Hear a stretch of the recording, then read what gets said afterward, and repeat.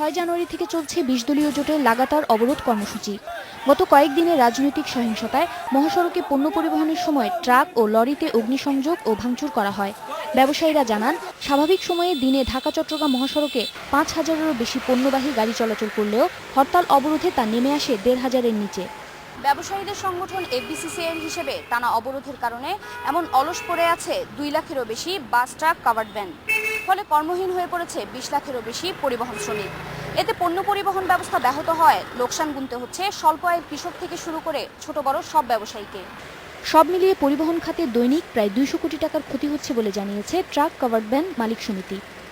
1 বছরের ট্যাক্স দিলাম, ফিটনেস করলাম, ইনকাম ট্যাক্স দিলাম, সবকিছু দিলাম, কিন্তু এইসব কারণে যদি গাড়ি চলাচল বন্ধ হয়ে যায় তাহলে আমাদের তো বিশাল ক্ষতি।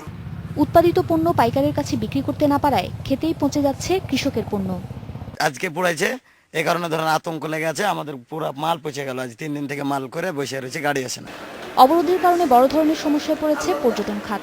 ঢাকার 5 তারকা হোটেলগুলোতে স্বাভাবিক সময়ে 90% পর্যন্ত রুম বুকিং থাকলেও এখন তা 50% নেমে এসেছে বলে জানিয়েছে হোটেল কর্তৃপক্ষ।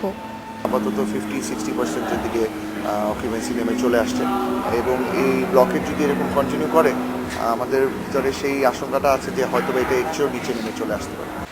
বিভিন্ন পরিসংখ্যানে দেখা যায়, একদিনের হরতাল বা অবরোধে ক্ষতির পরিমাণ প্রায় 1.5 থেকে 2,000 কোটি টাকা, যার বেশিরভাগই ব্যবসায়ীদের।